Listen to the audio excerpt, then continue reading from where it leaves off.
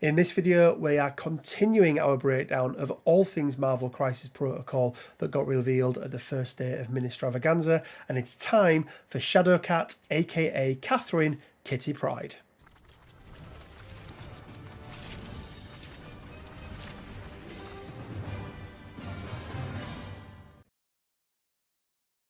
Hey guys, Rich from Rich Me Gaming. Hope everyone is doing fantastically well. Welcome to this, another Marvel Crisis Protocol video. I must say, I am absolutely loving the amount of stuff that they have shared with us. Really excited. Some really great new characters. And one of them that I think is really good is Shadowcat. Weird that they've gone with the younger version of Kitty Pryde, but in the newer outfits. That's a little bit strange. But she does bring Lockheed with her, so how on earth can we not love that? So let's jump over and take a look at her card. Okay guys, so starting out, Shadowcat, aka Catherine Kitty Pryde. She's going to be a 3/3/3 stat line on her defences. She's going to have 5 health on her healthy side and 5 health on her injured side. Going to be a 3 threat. She's going to be a size 2, and she's going to be a long move because we all know the X-Men need some additional 3 threat long movers. Stat line wise, very standard, very standard. You know, I think you lose a stamina there because of the long move. I think it makes perfect sense. And 3s across the board is pretty standard for a 3 threat character. Again, especially when you do have that long move. Let's take a look at the first of her 3 attacks. She does have 2 builders, and we all know I do love it when a character has 2 builders, but we have got Phasing Strike. It's going to be range 2. It's going to be 4 strength. It's going to be 0 cost, and it's going to be power equal to the damage dealt. During this attack, the defending character does not add crit results into its defense roll to its total successes and cannot add additional dice to the defense roll as a part of crit results. This makes the fact that it is only a 4 strength attack much better. When you're turning off 1/8 of the dice, you are putting it, you know, you're really taking away the number of success options that a character has, you know, unless they have any sort of other dice manipulation. You know, they're going from having 4 blocks on there to only 3 blocks on there in total, obviously with 2 blocks and a and a wild. So really hurts them. And then the fact that they do not get to add the crit results in as well, it stops the spiking of results, meaning that yes, while she's not going to be doing a huge amount of damage with this, she is more likely to be able to get that damage off. So I do really like that. She does have an additional trigger, which is Sidestep. It's going to be on a wild, and it's after this attack is resolved, place this character within range 1 of itself, with no direction there whatsoever. So it can be absolutely anywhere.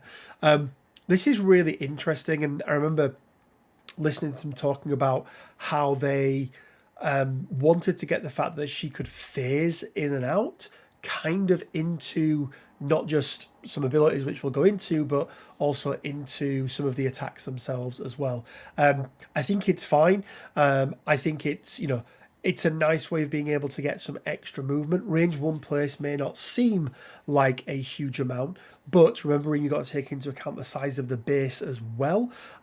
So it's actually much further than you think because we go front to back as well. So this could be the difference between her being on a point and not being on a point. So I don't mind that at all.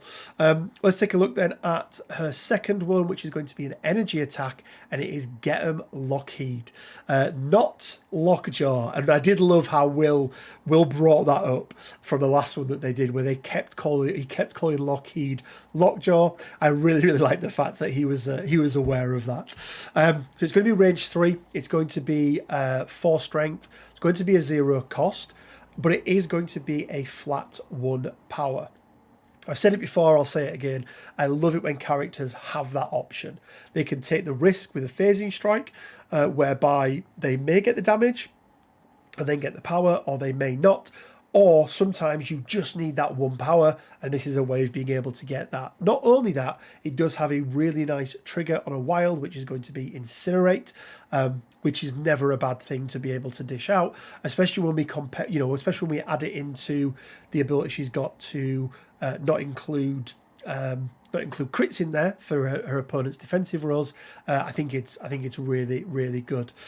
We've then got her Spender, which is again going to be physical, and it is Intangible Assault. It's going to be range 3, strength 7, and cost 3 power. And it's also going to have the rule where they do not add crits in there to the results, or they do not count them as well. So again, turning off your opponent's defensive dice. And then on a wild, she has got Ghosted. After this attack is resolved, place this character within 2 of itself. So again, we're getting some additional movement in there, which, I think is very thematic. Once again, I think they've done a really good job of capturing the essence of the characters. But again, is really nice to be able to get her around the board and get her onto points where she may not have been previously. She's got 1 active ability, Phase Rush. Place this character within range 2 of its current position. This power can only be used once per turn, and it costs 2 power. 2 power for a place 2 is perfectly fine, perfectly serviceable. Typically, you want that 1-to-1 ratio, if there's nothing else in there. If it's a range 1, you want it to cost range 1. If it's range 5, you want it, sorry, not range 1. If it's range 1, it should cost 1. If it's range 5, it should cost 5. So I think that's absolutely fine. And then she's got a reactive ability. Can't touch this. It's going to cost 2 power. And when this character or allied character within range 2 is targeted by a physical or energy attack, or would make a dodge roll, this character may use this superpower. This character adds 2 dice to the defense or dodge roll if this character or allied character is pushed or thrown by the special rule of the attack. After the effect is resolved, you may place the pushed or thrown character within range 1 of itself. That's really interesting. So you're still going to take the damage for it, and you still can be thrown or pushed, but you get to bump yourself back, basically. And again, it's omnidirectional as all places are in this game. And I think it's really nice because it means that your opponent really has to think about where they are throwing you.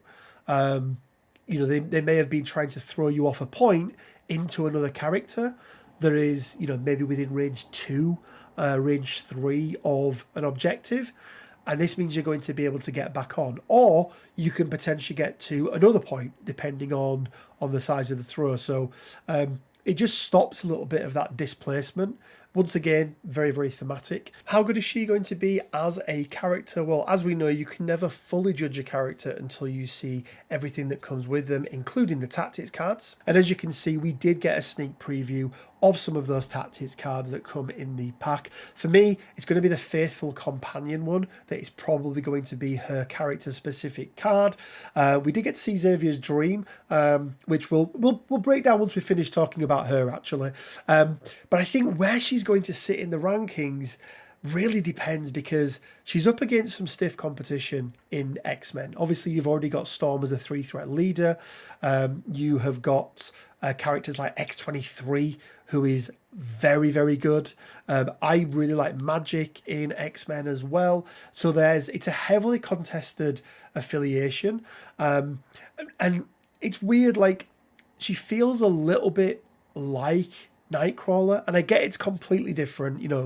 He's doing teleporting and she's doing phasing, but ultimately you're still putting a range tool down on the board and moving them that amount, which feels very, very similar to me. Maybe I'm just nitpicking, but I think she's a solid character. I think she could, somebody put her in the roster, I wouldn't be like, oh my God, why are you putting her in there? I think the long move is really, really nice, especially the long move in the place. That can be really, really good. So yeah, time will tell. Let's break down Xavier's Dream really quick, because it is in this pack. So Xavier's Dream, Uncanny X-Men. It's going to be reactive. When an allied character would suffer damage, any number of other allied characters may each spend 1 power to play this card. For each power spent, to play this card, reduce the amount of damage that allied character would suffer by 1. This is very, very good. And there's a couple of reasons why this is very, very good. First of all, it is there's no range limit to this, right? It can be done across the board. Secondly, we already have access via characters like Logan, like X-23, like Honey Badger to exceptional healing, which is already stopping damage. And there's no upper limit to this. And it's not to a minimum of 1. Like, you know, your opponent gets off that big, let's say Helios attack, all right? They bump all their power on it. They spend, 25 power across their team. They do a big 27 dice into whoever it may be, wanting to take them off the board. And they, for the 27 power they spent or 25 power they spent, you might be able to spend 7 across your team and stop the other damage. Now, it won't let the character who is being targeted spend the power because it is other allied characters. But even so, this is a very, very good card. For me, this becomes staple in, I want to say, well, it's staple in a roster for X-Men. Squad, again, for me, I think it would be within your squad. Why would you not? This is better than a heal. It just outright stops the damage. Especially when there's so many triggers as well on attacks that require damage to be done as well. So, yeah, I think this is really, really good. And for me, would definitely sit up there ranking with some of the best X-Men cards that we've got at the moment. Quick reminder, guys, we are giving away a Marvel Crisis Protocol core box. I completely forgot about it on the other videos. We announced this on the Steve Rogers one when we broke down his cards and maybe a little bit more about his leadership. But yeah, so I'm going to ask you a question, guys, and the question is, what do you think of Kitty Pryde? Let me know down in the comment section below. I'm going to pick one video at random and then a random comment from that video. But you need to make sure that you've liked the video, you subscribed, and then you need to answer that question down below. Guys, if you could do all the usual stuff with the video, it really, really does help for the algorithm. There's a reason why we do giveaways, but also to give back to the community as well. And if you do want to support the channel even further, you can do so by joining us over on Patreon. There's a link down in the description below where from as little as £1 a month you can help contribute towards the sort of ongoing costs of running the channel. And a big shout out to all of our Patreons who have supported us so far. We do have our Discord up and running, guys. It's a hive of activity at the moment, as you can imagine, with all things MiniStravaganza. So again, link down in the description below. Make sure you go and check that out. And as always, guys, it leaves me with just enough time to say stay well, keep safe, and until next time, bye for now.